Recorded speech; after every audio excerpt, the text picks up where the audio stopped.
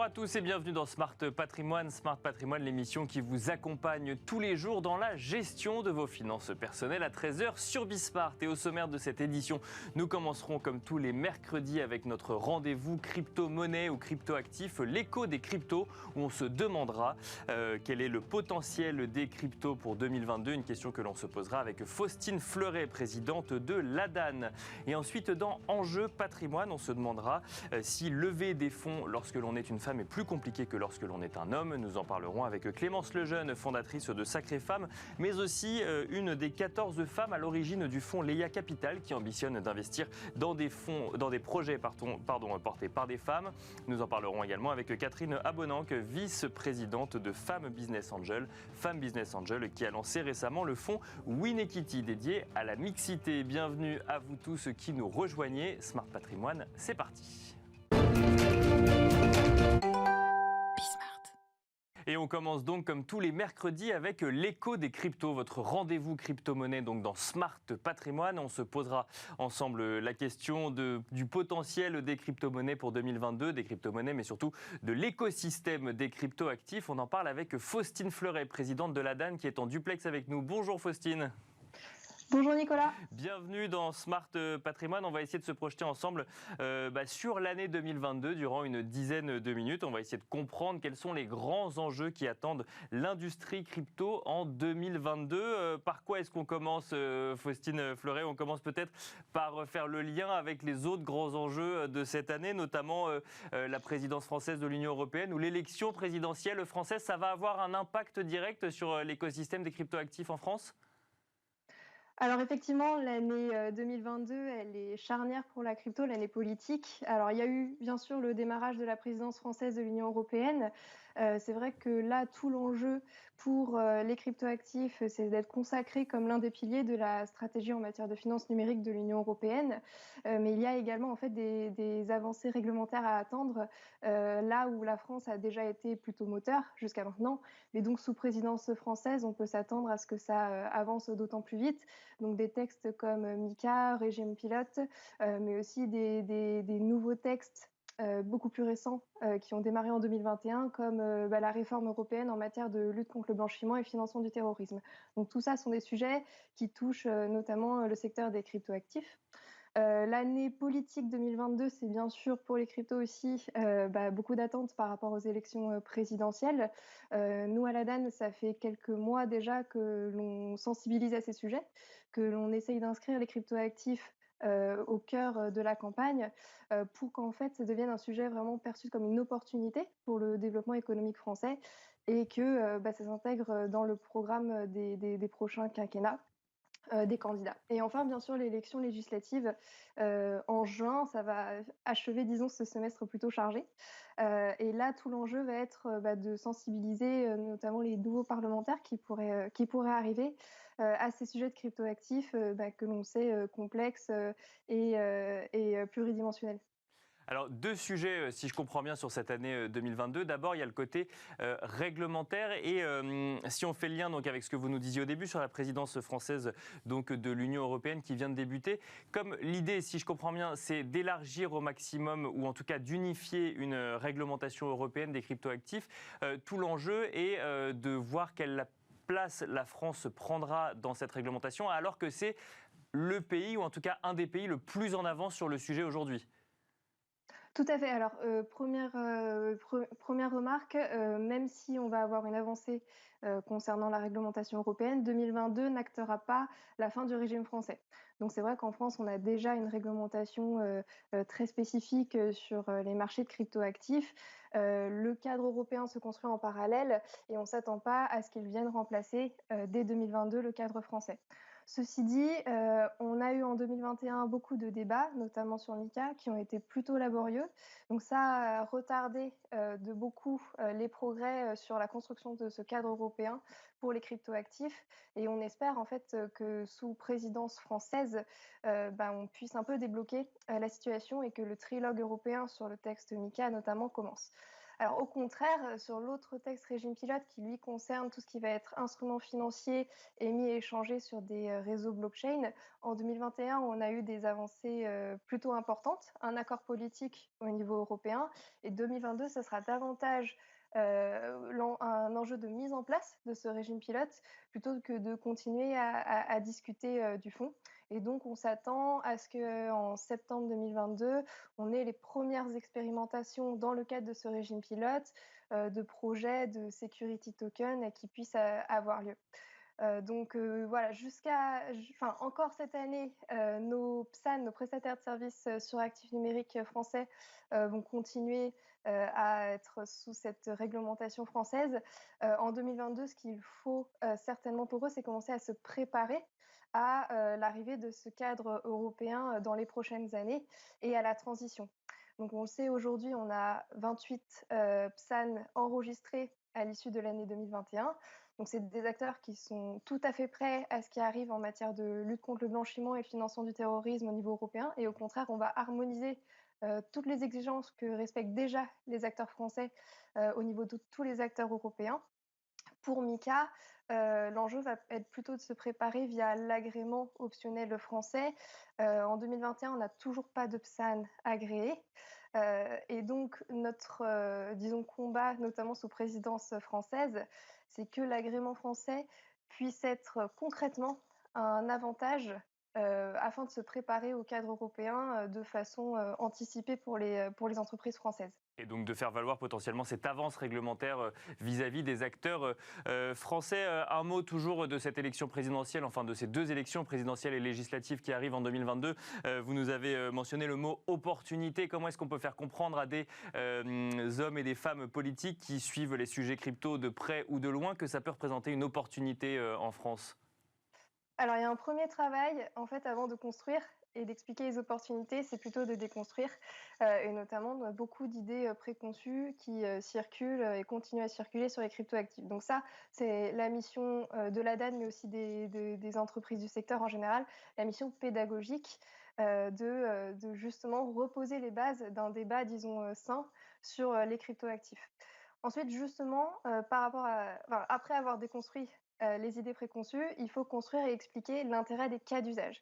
C'est vrai qu'on parle souvent de l'intérêt de la technologie, mais il faut concrètement expliquer et ça, c'est aussi un gros travail de notre part, en quoi, les cryptoactifs et les technologies blockchain, permettent des cas d'usage très intéressants dans le monde financier ou autre et en quoi cette technologie, permet des avancées qui n'étaient pas possibles avant. Donc voilà, ça fait 2 volets. Le premier volet de déconstruction et de pédagogie est relativement long. Bon, c'est déjà des travaux amorcés depuis plusieurs années par de la part du secteur, mais on s'attend bien sûr à ce que ça Bien sûr. continue. Et par-dessus, notre, rôle à la DAN, c'est de valoriser les entreprises du secteur qu'on connaît moins et les cas d'usage, qu'elles portent, et qu'elles comptent encore porter, en France ces prochaines années. Et alors, toujours sur ces objectifs ou en tout cas ces projections 2022, Faustine Fleuret, est-ce qu'on peut envisager aujourd'hui le secteur crypto comme un secteur totalement indépendant des autres industries en France ou est-ce qu'on y voit de plus en plus d'interconnexions? Effectivement, on voit de plus en plus d'interconnexions. Les années précédentes, ça se sentait déjà, mais plutôt, peut-être outre-Atlantique. La nouveauté, je dirais, en 2022, c'est qu'on sent des acteurs français et européens, qui, se rapprochent du secteur crypto, depuis leur, milieu traditionnel. Depuis la fin de l'année 2021, à la DAN, on est extrêmement sollicité par des acteurs bancaires et financiers traditionnels, qui, en fait, on l'espère en 2022, vont peut-être, ça va peut-être être leur baptême du feu et ils vont peut-être, enfin, se lancer sur le secteur des cryptoactifs. Parce qu'il y a 2 angles pour eux intéressants et ça, ils commencent à bien l'identifier. Ça est de un, en fait, aujourd'hui encore en France, des lacunes dans une offre de services, dédiés, enfin, en tout cas accessibles pour les acteurs des cryptoactifs. On sait que, encore en 2021, c'était très compliqué pour des entreprises crypto, d'ouvrir un compte bancaire, d'obtenir un crédit bancaire, de bénéficier de services de paiement. Donc ça pourrait changer en 2022 vu les récentes, évolutions au niveau du secteur, mais on a également au niveau du milieu bancaire une compréhension aussi que les cryptos peuvent être intégrés à leurs propres prestations. Par exemple, les cryptoactifs dans des produits d'épargne ou fournir du conseil à leur clientèle qui le demande de plus en plus en réalité. Donc on s'attend à ce qu'au 2022, on voit changer certaines choses. Euh, du côté du secteur crypto aussi, en fait, de façon miroir, on s'attend à ce que les entreprises aillent de plus en plus sur les plates-bandes de la finance traditionnelle. On a quand même de plus en plus d'annonces de crypto-banques, entre guillemets, donc d'acteurs qui veulent fournir des prestations vraiment type bancaire financière au moyen des cryptoactifs. On a le développement de la finance décentralisée qui va continuer en 2022 et donc qui va de plus en plus attirer une clientèle de services traditionnels centralisés. Donc finalement, excusez-moi, ça va être un développement en 2022, une interconnexion croissante sur le milieu bancaire et financier. Au niveau de l'assurance aussi, il y a quand même, au niveau de l'assurance, au niveau de l'investissement, des opportunités pour le secteur traditionnel liées au fait à l'accompagnement des acteurs de cryptoactifs. Donc voilà, développer une offre assurantielle, développer des partenariats dans le cadre de la mise en place du régime pilote aussi, pour développer des activités financières sur les réseaux blockchain. Donc des ponts finalement qui se créeraient dans les deux sens. D'un côté, le monde des cryptoactifs qui irait vers en fait des secteurs traditionnels pour les réinventer, et de l'autre des secteurs traditionnels qui s'intéresseraient de plus en plus finalement à cette nouvelle technologie. Il nous reste quelques secondes. Donc là, on a parlé industrie, économie, on a parlé du calendrier politique. Est-ce qu'il y a d'autres grands sujets à venir en 2022 ? Je pense notamment au sujet de transition écologique qui ne sont pas forcément liés au secteur des cryptoactifs, mais le secteur des cryptoactifs est souvent quand même mis en cause sur ce sujet-là, notamment sur l'impact écologique du minage. C'est un sujet qu'il va falloir également adresser de près en 2022, Faustine Fleuret ? Alors effectivement, la structuration du secteur crypto qui a déjà commencé ces précédentes années, en 2022 va devoir en fait se conformer à des enjeux et des interrogations croissantes sur plusieurs sujets pour rester crédible et attractive aux yeux à la fois des régulateurs mais des utilisateurs potentiels. Effectivement, que le secteur intègre les enjeux de transition écologique, c'est une pression croissante à la fois des acteurs institutionnels mais de la société civile. Et donc, je pense que pour le secteur, l'enjeu de 2022, ça va être de montrer qu'ils intègrent ces sujets, puisque c'est le cas, mais que l'on soit du coup moins sur la défensive qu'on a pu l'être aujourd'hui sur ces sujets, mais plus à expliquer en quoi les cryptoactifs peuvent être des opportunités sur ce sujet-là. Il y a d'autres enjeux auxquels je pense sur lesquels on attend les acteurs au tournant en 2022. La conformité réglementaire dont on a parlé. Donc à la fois la réglementation actuelle, notamment au niveau français, où on a des entreprises qui sont vertueuses, d'autres moins, et certainement que ça va être un critère croissant de choix pour les utilisateurs qui sont de plus en plus familiers à cette réglementation. Donc on espère une harmonisation même au niveau de la réglementation actuelle du respect de celle-ci. Une supervision accrue aussi au niveau des régulateurs. On a la conformité à cette réglementation européenne qui arrive, donc ça va être également un enjeu pour les acteurs.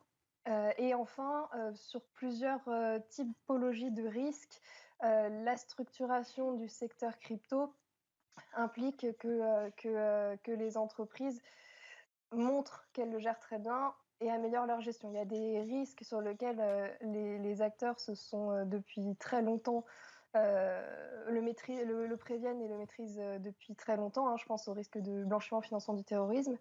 Il y a des risques un peu nouveaux de type technologique liés à la cybercriminalité, par exemple, où là, je pense que les acteurs vont être attendus par les utilisateurs sur leur façon, sur leur habilité à gérer ces risques finalement au quotidien et à les intégrer. Merci beaucoup Faustine Fleuret de nous avoir aidé à nous projeter finalement dans cette année 2022 d'un point de vue crypto-monnaie ou crypto-actif. Je rappelle que vous êtes présidente de l'ADAN et quant à nous on se retrouve tout de suite dans Enjeu Patrimoine.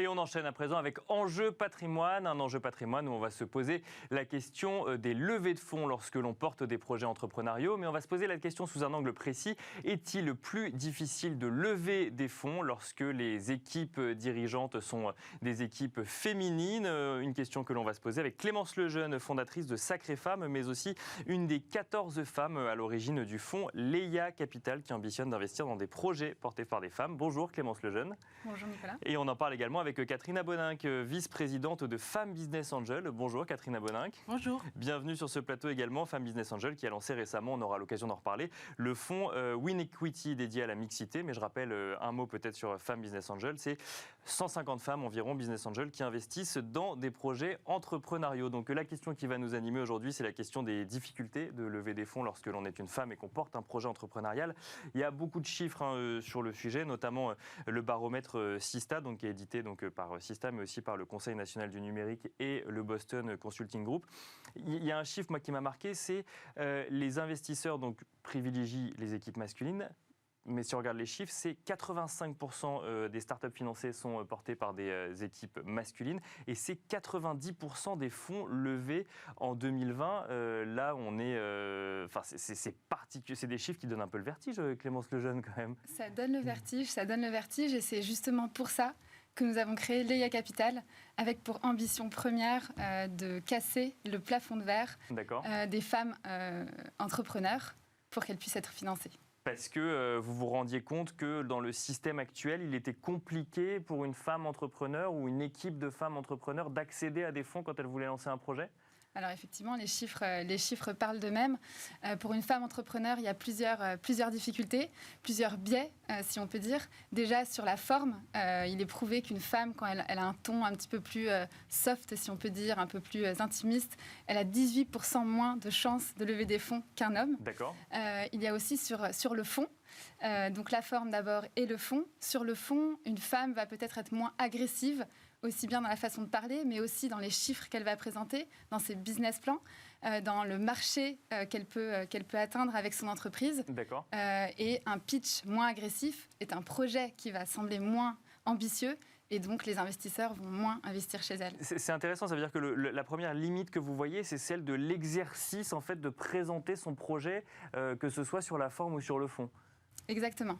Ce sont les deux premiers biais. Et puis ensuite, des études montrent donc le biais des idées reçues, si on peut dire, des investisseurs qui se disent une femme va être moins compétente pour monter une entreprise. Et je pense que là-dessus, on est tous conscients que c'est vraiment un biais que les investisseurs peuvent avoir. J'aimerais aussi soulever un dernier sujet, ce sont les projets qui sont dans des secteurs à stéréotypes féminins. D'accord. Et ça, je pense que c'est important qu'on en parle aujourd'hui. Les femmes créatrices, fondatrices, travaillent principalement, font des entreprises en grande partie dans des secteurs à stéréotypes féminins, la santé, l'éducation par exemple, qui sont donc moins regardés, qui intéressent moins les investisseurs, principalement hommes. Catherine Aboninck, si je rebondis sur le chiffre qu'on a rebondi, donc ce chiffre un peu vertigineux, 90% des fonds levés en 2020 le sont par des équipes masculines. Qu'est-ce que ça vous évoque? C'est pareil, en fait le sujet, c'est uniquement l'exercice du pitch qui fait qu'on arrive moins à lever des fonds lorsque l'on est une femme? Alors c'est vrai que l'exercice du pitch est clé. Mais moi, j'aurais tendance à voir la version à moitié pleine du verre. D'accord. Et de voir quand même le progrès phénoménal qui a été accompli ces dernières années, puisque chez Femmes Business Angel, on est dans ce domaine depuis une vingtaine d'années. Donc, on a vu progressivement quand même le nombre de dossiers présentés par des femmes de plus en plus important. D'accord. Et chez nous, c'est aujourd'hui à peu près 30% des dossiers qui sont financés par nos adhérentes, qui sont fondés ou cofondés par des femmes. Ça, c'est la première observation. Et la deuxième, c'est que même lorsque les présentations pour des levées de fonds sont faites par des hommes, souvent, derrière se cache une femme. D'accord. Mais on envoie les hommes faire la présentation pour la levée de fonds. Ça va tout à fait dans le sens de Clémence, c'est ça. C'est que les hommes semblent être plus doués, enfin en tout cas avoir une plus forte appétence à l'exercice de la présentation de la société pour les levées de fonds. D'accord, et donc parce que quoi, qu'est-ce qu'il faudrait expliquer comme ce que vous le disiez, Clémence, quand on envoie un homme, il vendrait un peu plus de rêves sur le projet de la société au moment où il faut convaincre des investisseurs, c'est ça ou c'est un cliché ce que je dis? Moi, je pense que votre cliché est assez vrai. D'accord, ok. Que peut-être que le tempérament masculin va se projeter beaucoup. Il va faire un business plan très, très positif, très ambitieux, et il va entraîner un peu le rêve. Alors que les femmes, elles, sont plus dans le, je ne vais pas dire le raisonnable, mais dans le réaliste, le rentable, et vont privilégier la qualité d'exécution de la stratégie. D'accord. Alors tout ça, ça coïncide plus ou moins avec l'exercice propre de la levée de fonds. Bon, mais Clémence Lejeune, si je rebondis sur ce que vient de dire Catherine Abonin, qu'il vaut mieux financer des projets portés par des femmes, au moins on est sûr de moins perdre d'argent puisqu'on nous a vendu moins de rêves au départ. Alors effectivement, on peut dire qu'en tout cas, une équipe mixte va avoir des résultats meilleurs. Et donc, nous, dans toutes les équipes qu'on voit, il y a des équipes uniquement féminines, mais aussi des équipes mixtes. D'accord. On a un critère d'investissement qui est qu'il faut au moins une femme dans l'équipe cofondatrice, de cofondateurs, qui a au moins 30% du capital. D'accord. Justement pour refléter ce que disait Catherine sur le fait qu'on ne veut pas avoir un dossier où une femme va être vraiment en retrait et va avoir très peu de pourcentage dans la société. Et alors justement, si on se pose la question des solutions à apporter, puisque du coup il y a le constat là effectivement où on voit que quand on est une équipe masculine, ou en tout cas quand on a un pitch représenté par une équipe masculine, on a plus de chances de lever des fonds. La solution c'est de s'imposer du coup le critère d'avoir au moins un membre féminin dans l'équipe fondatrice pour octroyer des financements. Alors la solution, je dirais que c'est vraiment d'agir, c'est ce qu'on a décidé de faire avec ce groupe de 14 femmes, et de féminiser aussi la lunette des investisseurs, le côté investisseur. C'est-à-dire qu'aujourd'hui, 90% des investisseurs sont des hommes, 10% sont des femmes. Et c'est ce que nous voulons changer avec l'EIA Capital.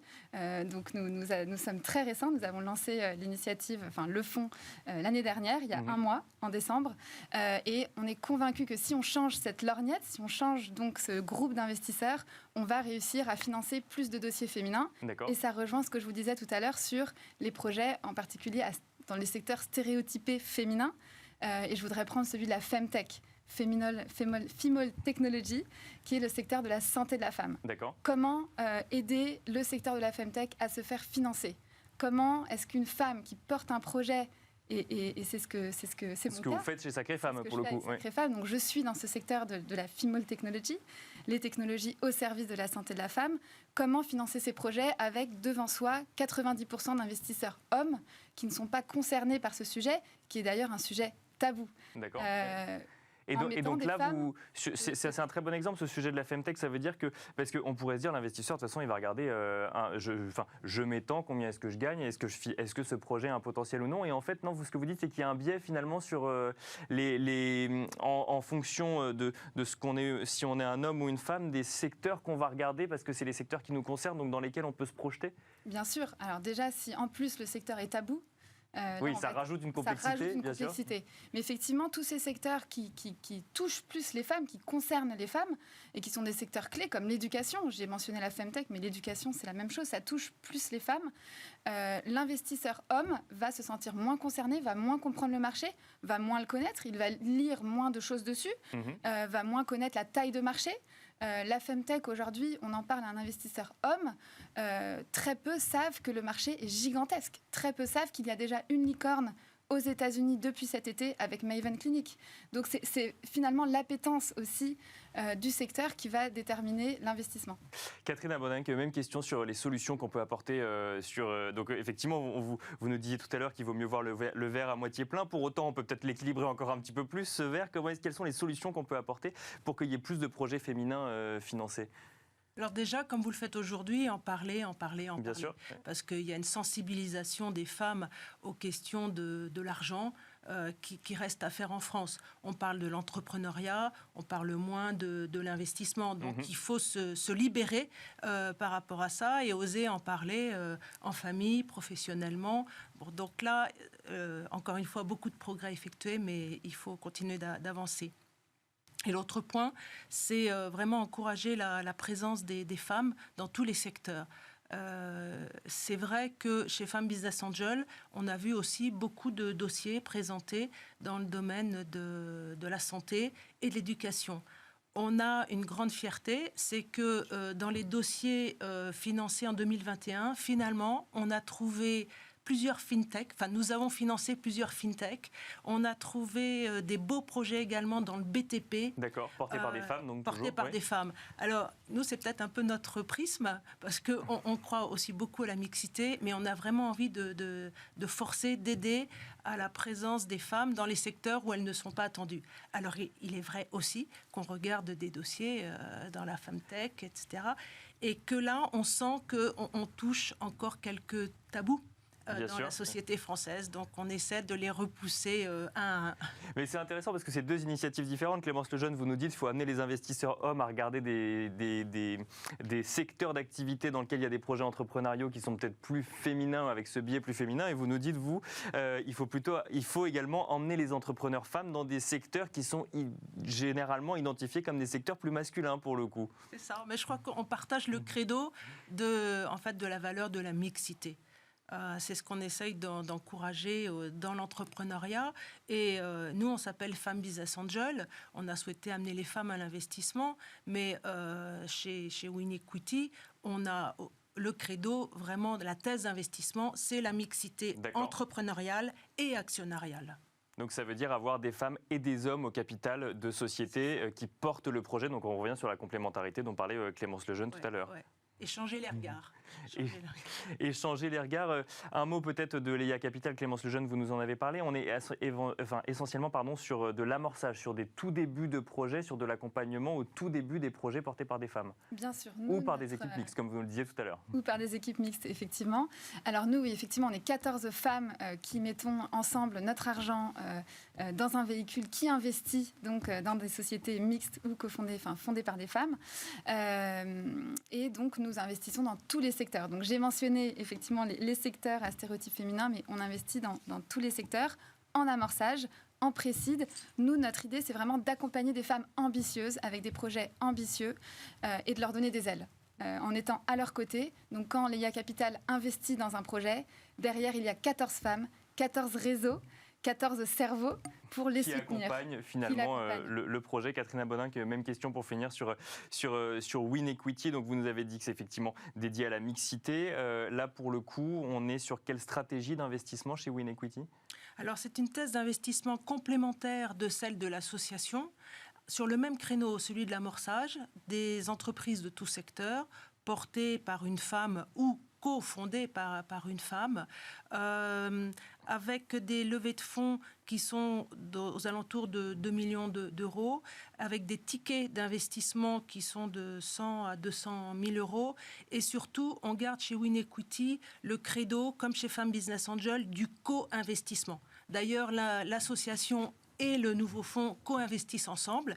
Et puis, on peut dire qu'on forme le vœu d'avoir des co-investissements avec l'EIA Capital dans les prochains mois. Eh ben, on espère que vous reviendrez nous en parler sur le plateau de Smart Patrimoine. Merci beaucoup, Catherine Aboninck, vice-présidente de Femmes Business Angel. Merci également Clémence Lejeune, fondatrice de Sacrées Femmes, mais aussi donc une des 14 femmes à l'origine du fonds l'EIA Capital. Merci à vous de nous avoir suivis. On espère vous avoir donné quelques clés supplémentaires pour lever des fonds lorsque vous êtes à la tête d'un projet entrepreneurial porté par une équipe féminine ou mixte. Et je vous donne rendez-vous sinon demain pour un nouveau numéro de Smart Patrimoine à 13h sur Bismart.